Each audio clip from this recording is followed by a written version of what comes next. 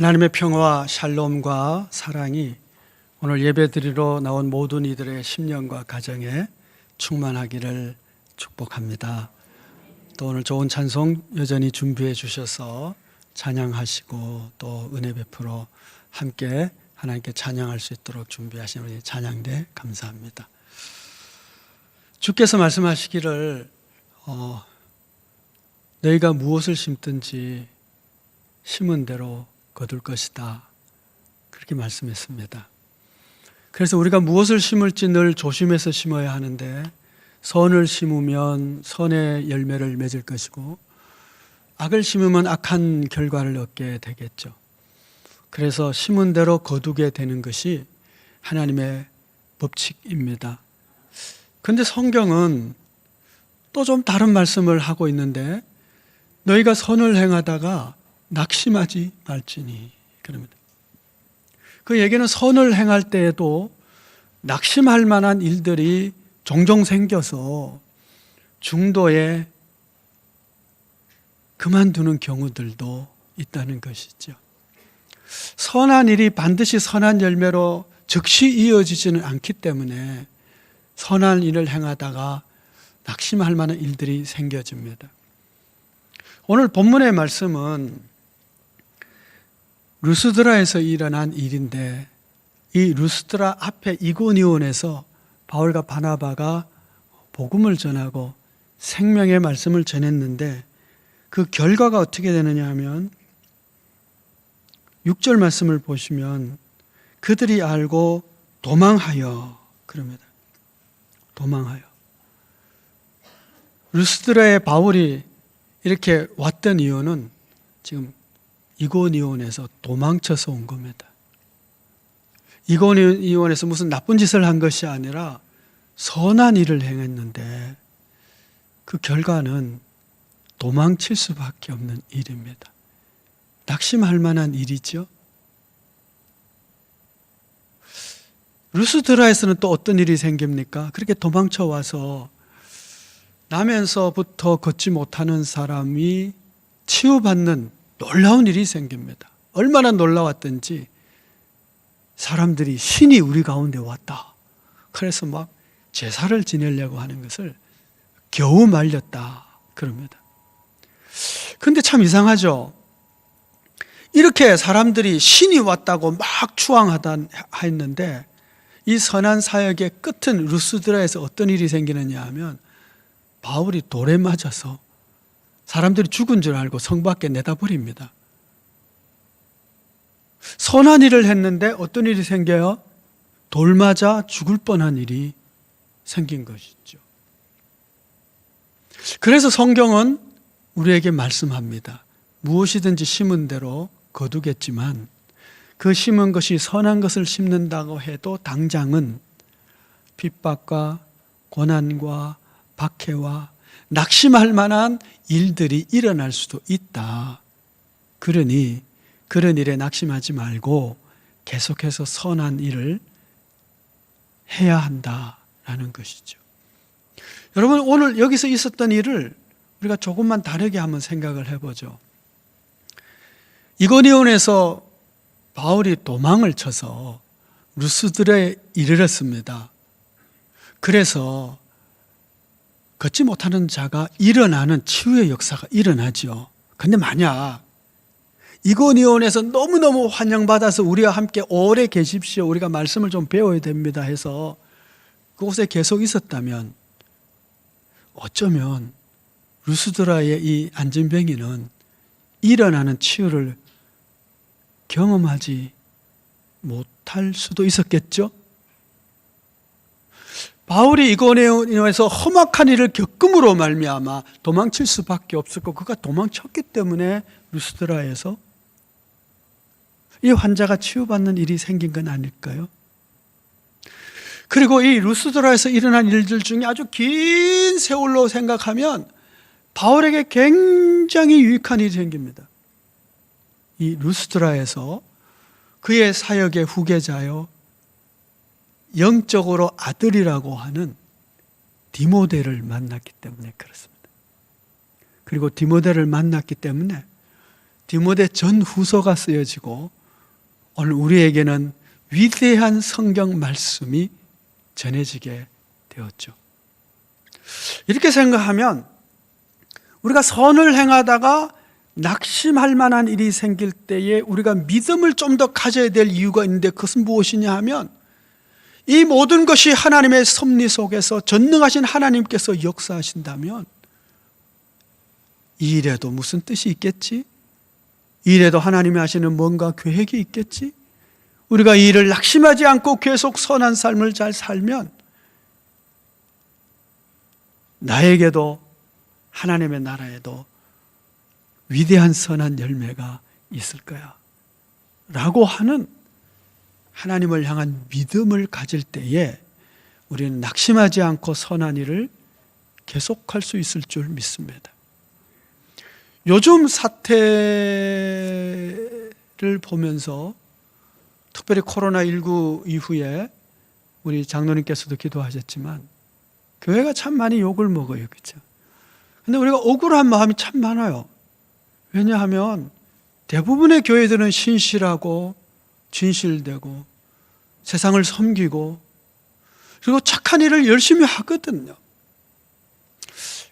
그럼에도 불구하고 이런 일을 겪을 때 우리가 생각하기에 아이고 이제 착한 일 그만하자.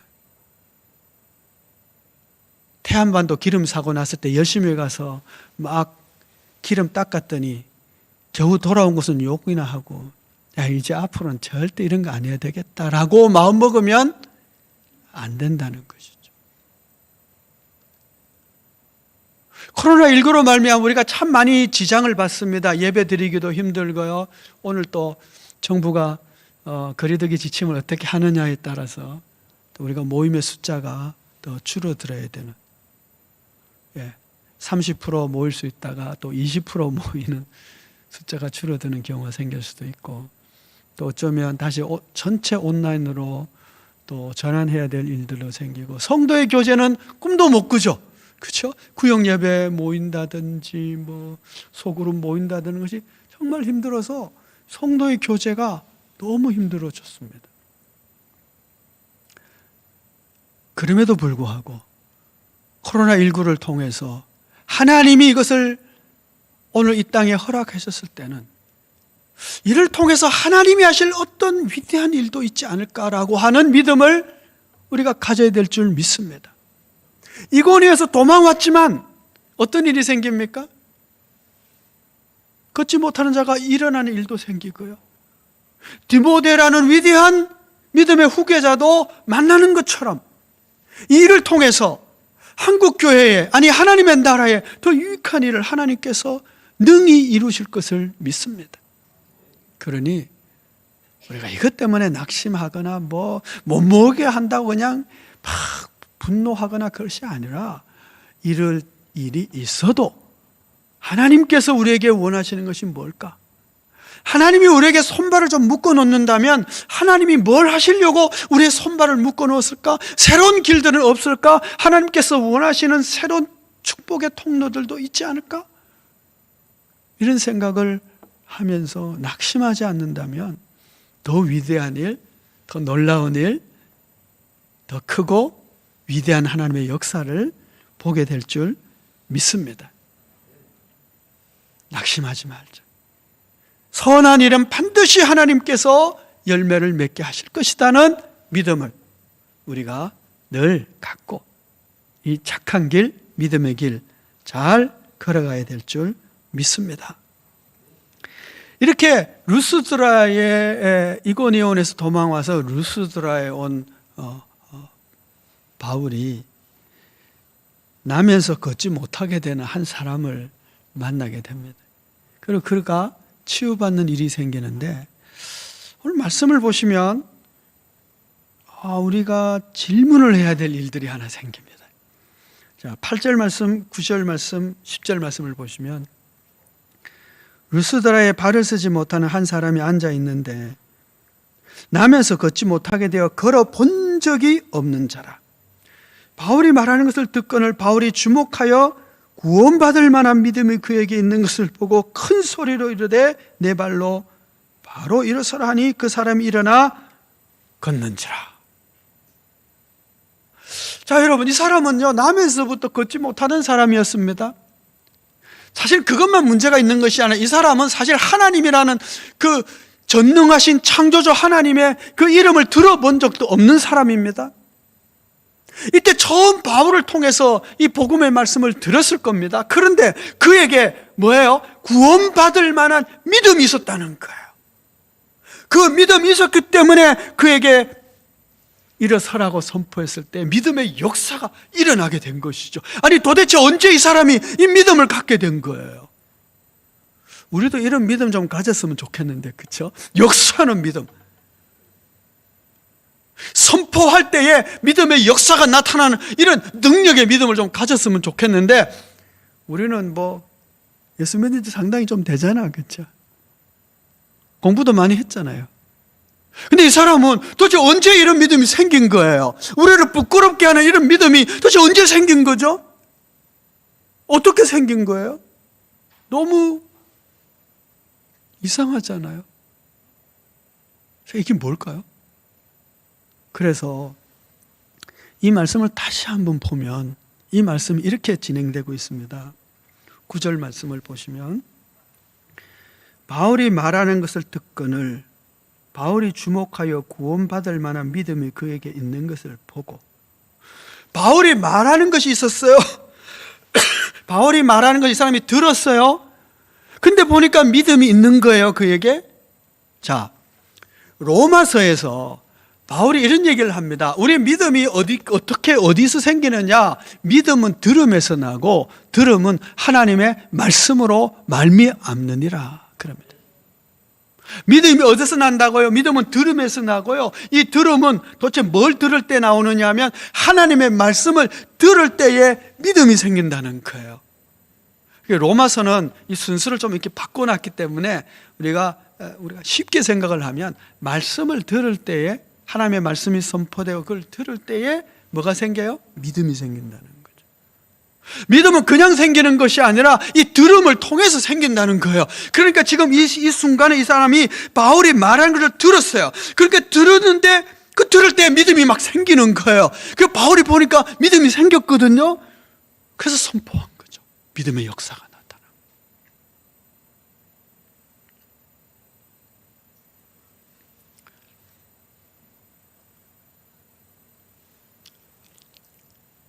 말씀을 들을 때에 그런 믿음이 생기는데, 이 믿음이 모든 사람이 다 생길까요?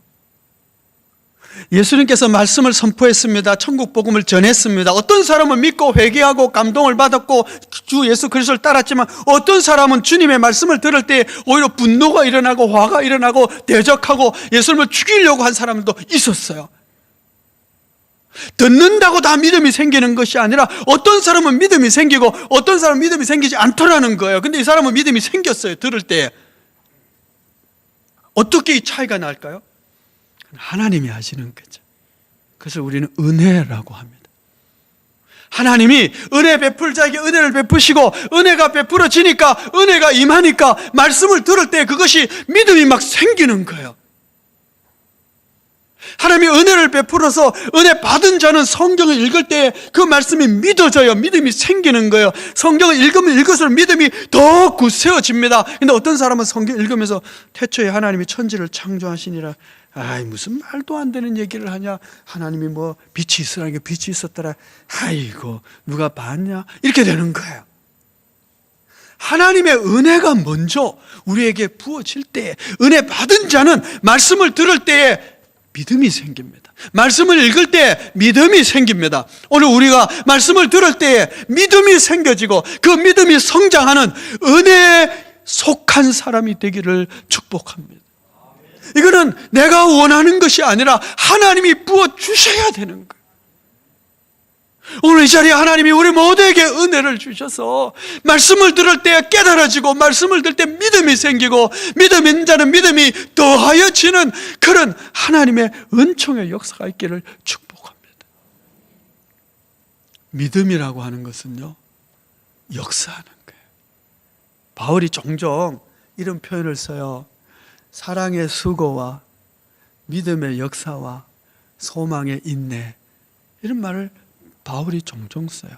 사랑은 수고하는 겁니다.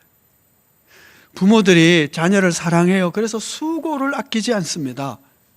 수고를 피곤하다고 하질 않아요. 아내들이 사랑하는 남편 사랑하기 때문에 수고를 아끼지 않아요. 저녁에 뭐 식사하고 뭐 이런 준비하는 거. 요즘 남편들은요, 아내를 사랑해서 수고를 아끼지 않아요. 아내 대신에 아이를 업고 다니기도 하고 장도 봐오고 설거지도 하고 수고를 아끼지 않아요. 교회를 사랑하니까요, 교회를 향한 수고를 아끼지를 않아요. 금년에는 여러 가지 우리를 우울케 하는 일들이 많아서 크리스마스 그 장식을 조금 더 화려하게 하면 참 좋겠다. 그래서 그냥 이렇게 볼 때 마음에 좀 위로를 받도록 해서 이렇게 만들어가게 잘 만들었지, 그렇죠? 뭐 처음 보시는 분들은 뭐 그것도 뭐 백화점에 비하면 아무것도 아니다 이렇게 할지 모르겠지만 우리로서는 잘한 거예요. 참 수고를 많이 하셨어요. 좀 해주세요 하니까 교회를 사랑하니까 수고를 아끼지 않는 거예요. 교사 좀 해주세요. 에이고 뭐 내가 뭐 하겠어요. 나는 뭐 실력도 없고. 사랑이 식으면 수고가 힘들어져요. 성가대 모집할 겁니다. 많이 지원하시기 바랍니다. 교사도 모집합니다. 구역장, 권찰도 모집할 것입니다. 교회를 사랑하면 수고를 해야 돼요. 아니, 수고가 힘들지는 않아요. 사랑은 수고예요. 수고를 보면 그가 사랑하는지 알아요. 소망은 인내를 낳습니다. 내가 좋은 대학을 가야 되겠다. 내가 이런 직종에 참 좋은 일꾼이 되면 좋겠다. 그 소망을 갖기 때문에 그 꿈을 가지면 뭘 해요? 시간을 아껴가면서 잠을 아껴가면서 뭐 해요? 공부하고 훈련받습니다. 견디는 거예요. 잠 오는 것을 견디고 참으면서 공부하고 훈련해요. 소망의 인내인 거예요.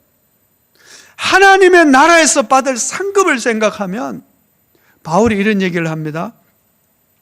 내가 마땅히 게바처럼 아내를 데리고 다니며 여러분으로부터 받을 거 받을 수 있지만 내가 이 권한을 다 쓰지 않는 것이 나의 자랑이고 기쁨이다.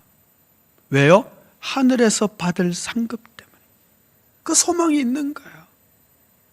여러분, 이 땅에서요, 수고하고 무슨 뭐 교회로부터 세상으로부터 뭐 받을 거요. 내가 마땅히 받을 수 있지만 다 받지 않는 것이요. 하나님만 알고 숨겨둔 것들이 좀 있어야 돼요. 아니, 그것이 많을수록 좋아요. 왜? 천국에 상급이 있으니까. 누가 아무도 알아주지 않아도 조용히 교회에 와서 교회를 위해서 기도하고 하나님 아시죠? 내가 교회를 얼마나 사랑하고 이 민족을 얼마나 사랑하는지 예배당에서 아니면 집에서 골방에서 나라와 교회를 위해서 이웃을 위해서 기도하는 것. 누가 알아주지 않을 때 빛나는 거예요. 그게 뭐죠? 소망의 인내예요. 하나님 나라의 소망을 가지니까 사람이 뭐라 하든 안 하든 뭐 그거 중요하지 않고.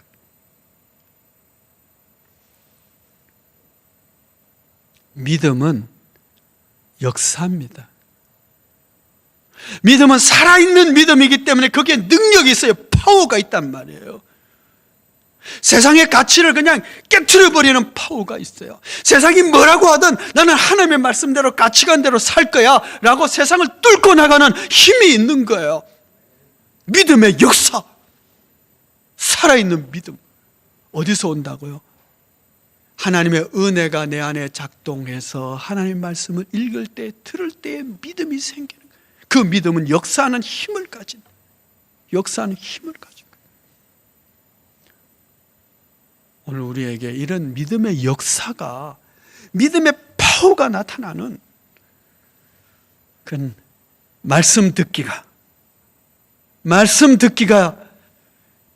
있는 하나님의 사람들, 은혜가 넘치는 하나님의 사람들, 우리 다 되어지기를 축복합니다.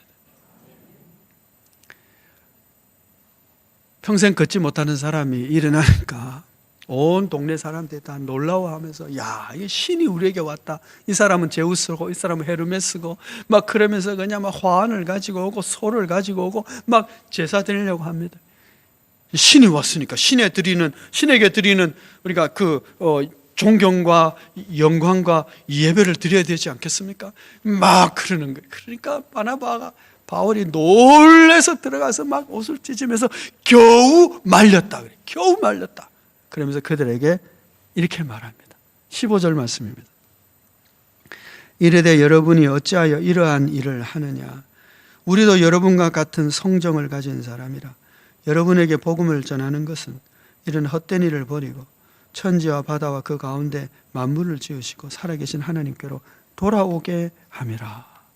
바울이 내가 여러분에게 복음을 전하는 것은 이런 헛된 일을 버리고 살아계신 하나님께 돌아오게 하기 위함입니다.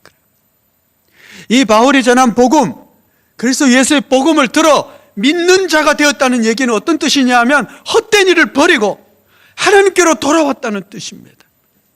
헛된 일을 지금도 버리고 살아계신 하나님이 기뻐하시는 영원한 열매 맺는 일에 참여하는 자가 됐다는 것입니다. 그래서 우리는 헛된 일을 버리고 참된 일에 동참하는 자가 되어야 합니다.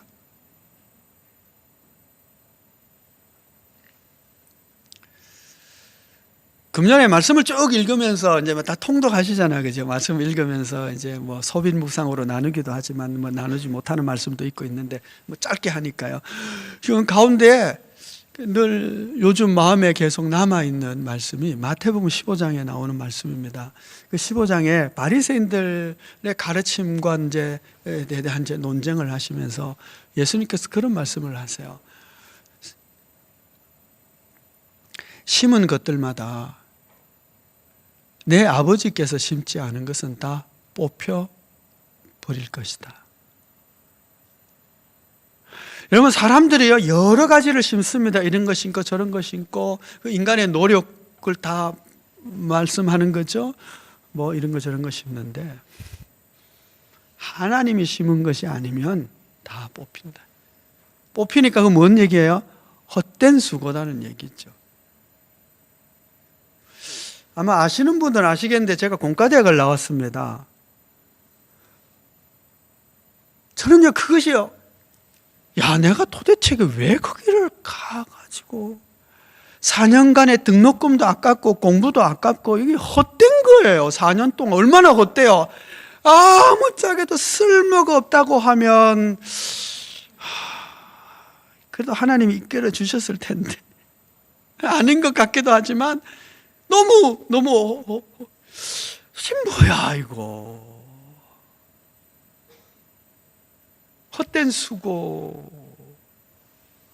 아닌가. 아니기를 바라지만 아닌 것 같아. 헛된 수고. 하나님이 심지 아니한 것마다 다 뽑힐 것이다. 하나님이 심은 것만 남는다면 그 외의 것은 다 헛된 거예요.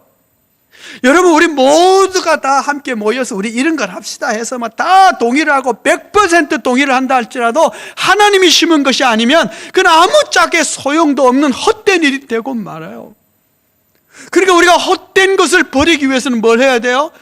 살아계신 하나님께 초점을 맞추고 하나님의 선한 뜻이 무엇인지를 늘 분별하며 그 일에 동행하기를 힘써야 됩니다. 지난주에 새벽기도에 우리 골로새서를 읽었습니다. 골로새서 3장에 그런 얘기를 해요. 너희가 그리스도 안에 있는 자면 위의 것을 찾으라, 그리고 위의 것을 생각하라 그래요.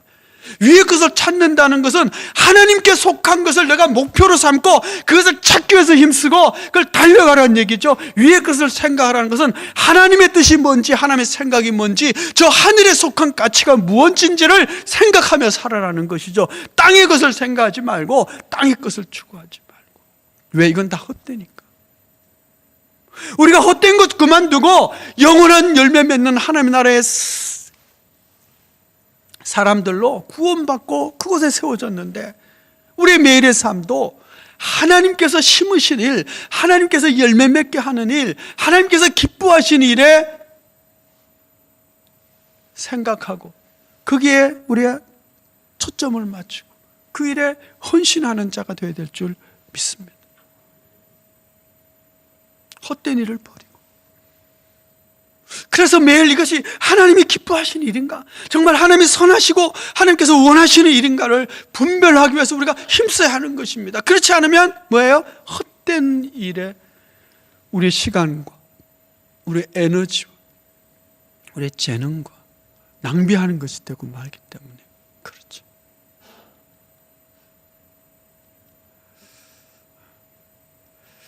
그 유대인들은 안식일법을 굉장히 중요하게 생각을 합니다. 안식일법이 하나님 사랑과 이웃 사랑을 함께 묶어서 볼 수 있는, 드러나는 기준이 돼요. 그렇기 때문에 그렇습니다. 일주일 동안 7일 동안 계속 공장을 돌리는 것과 하루 쉬는 것과, 하루 쉬면 손해가 막심하잖아요. 그렇죠? 그런데 하나님이 쉬라고 하니까 쉬는 거예요. 왜? 하나님이 쉬라고 했으니까 하나님을 경외하는 명령을 순종하는 것이고, 또 하나는 나의 부요함과 나의 양식이 누구로부터 와요? 하나님으로부터 온다라고 하는 믿음을 갖지 않으면 못하는 일이에요. 그러니까 하루 쉰다는 것은 나의 부요함은 하나님께서 주시는 것이고 내 양식도 하나님이 주시는 것이고 나는 하나님을 경외하는 자이기 때문에 하나님이 쉬라니까 그냥 쉰다. 이거 쉬는 거예요. 그렇게 하루를 쉬기 때문에 어떻게 돼요? 그 공장에서 일하는 노동자들이 다 어떻게 쉬어요? 이걸 이웃사랑이라고 하는 겁니다. 안식년이 되어가지고 1년을 아예 쉬어버려요. 하나님이 쉬라니까 쉬는 거예요. 아니, 한 해 농사 지어서 겨우 한 해 먹을까 말까 하는 고대 사회에 있어서 한 해 농사를 안 한다는 것은 굉장히 힘든 일이죠. 그런데 하나님이 약속하세요. 너 쉬어라. 그 다음에 내가 2배 줄게. 약속 믿는 거예요. 그래서 쉬는 거죠. 하나님께서 내 부요를 책임지시고 내 생명도 책임지시는 분이시기 때문에 하나님의 약속을 믿고 경외해서 쉬는 거예요. 안식년 동안에 논밭에서 절로 난 것은 누구 것이에요? 그 땅에 살아가는 가난한 자와 나그네의 것입니다. 뭐예요? 이웃 사랑인 거예요. 그러니까 이 안식일법이요, 하나님의 법, 하나님의 사랑과 이웃 사랑이라고 하는 이 두 가지를 실천적으로 보여주는 거예요. 주의를 지킨다는 건 마찬가지 아니겠습니까, 여러분? 그렇죠? 주의를 지킨다.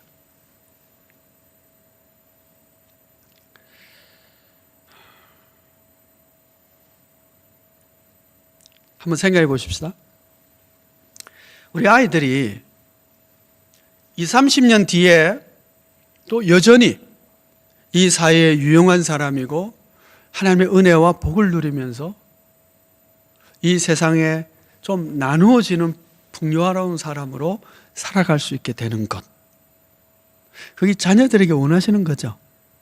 그렇죠? 그럼 어떻게 하면 될까요?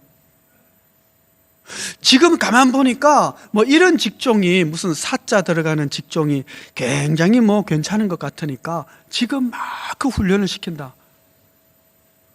20년 뒤에 어떻게 될지 알 수가 없어요. AI가 너무 좋아져 가지고요, 아마 의사보다 수술을 더 잘하는 날이 곧 올걸요. 아니 뭐 바둑도 알파고가 더 잘 두잖아요. 근데 요즘 바둑 잘 나간다고 얘 바둑 훈련 시킨다고 해서 20년 뒤에 뭐 될까요? 아니 뭐 될 수도 있고 안 될 수도 있어요. 왜 몰라요. 뭘 훈련을 해야 될지 20년, 30년 뒤에 이 아이가 여전히 훌륭한 시민으로서 살아가고 베풀며 나누며 살아가게 될지 우리 몰라요. 모르면서 뭐 훈련시킨다는 거 그건 말이 안 되잖아요. 그러나 그래 공부하지 말라는 얘기 아니에요. 그러나 우리 한 가지 아는 것이 있어요. 20년이 되든 30년 뒤고 100년 뒤에 문화가 어떻게 바뀌든 하나님은 살아계시고 하나님은 온 땅을 통치하시고 하나님이 그 아이를 책임지고 서포트해주고 도와주고 복 주시는 아이가 되면 그 아이는 승리하는 삶을 살아가게 될 줄 믿습니다. 근데 여러분 진짜 믿어요? 진짜 믿으면 자녀들 그렇게 양육해야 되지 않을까요? 이것이 내가 정말 하나님을 사랑하는 자인가? 헛된 일을 버리고 영원한 하나님의 나라의 가치를 가지고 위의 것을 찾는 자인가를 보여줍니다. 주일. 아이들에게 이렇게 얘기하면 어떨까요? 주일은 하나님께 예배드리고 또 하나님이 만드신 세상 속에서 좀 쉬는 날이니까 공부하지 마라. 학원 안 가도 돼. 아이고, 교장 선생님도 계시고 교육장님도 계시는데 이게 죄송합니다만 안 가도 괜찮아.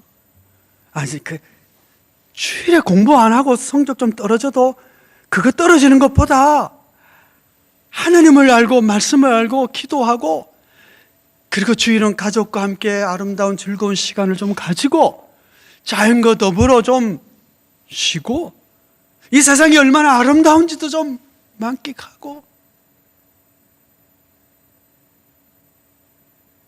그것이 훨씬 좋은 거야.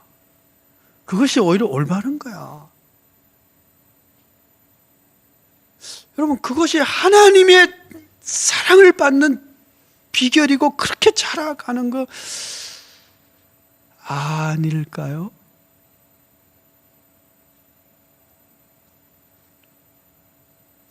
우리 그렇게 한번 얘기해 보면 안 될까요? 성적 주일날 학원 안 가서 좀 떨어져도 괜찮은데 그러나 가족의 사랑을 알고 부모의 사랑 속에서 건강하게 자라고 친구들과 하루 쉬면서 놀고 그리고 하나님께 예배드리고 하나님을 찬송하고 그렇게 하나님을 잘 섬기고 하나님을 사랑하는 사람으로 자라는 것이 훨씬 내게 좋은 거야. 여러분, 그것이 헛된 것이 아니라 참된 것을 심는 거 아닙니까? 근데 우리가 그런 용기가 없어요. 교회 학교에서요, 아이들 학원 가야 된다고 그러면 부모가 학원 가야 된다고 그러기 때문에 교회 학교 예배와 공부 다 축소해야 돼요. 말을 못 해요. 오늘도 제가 이 말 했다가 또 학부형들한테 얼마나 또 원성과 학원 가지 말라고 했다면서 학원 보내세요. 하세요. 공부도 하시고 주일날 공부 열심히 시키시고 하세요. 그런데 과연 무엇이 더 참된 일인가를 우리가 한번 생각해 보자는 거예요. 우리는 헛된 일을 버리고 살아계신 하나님께 속한 자가 되도록 땅의 것을 추구하는 자가 아니라 위에 계신 것을 추구하고 하늘의 것을 추구하고 위의 것을 생각하도록 부름을 받은 자입니다.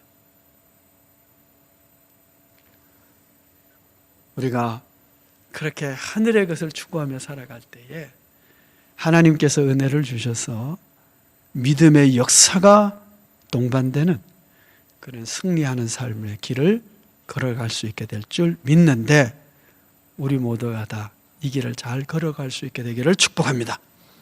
기도하겠습니다.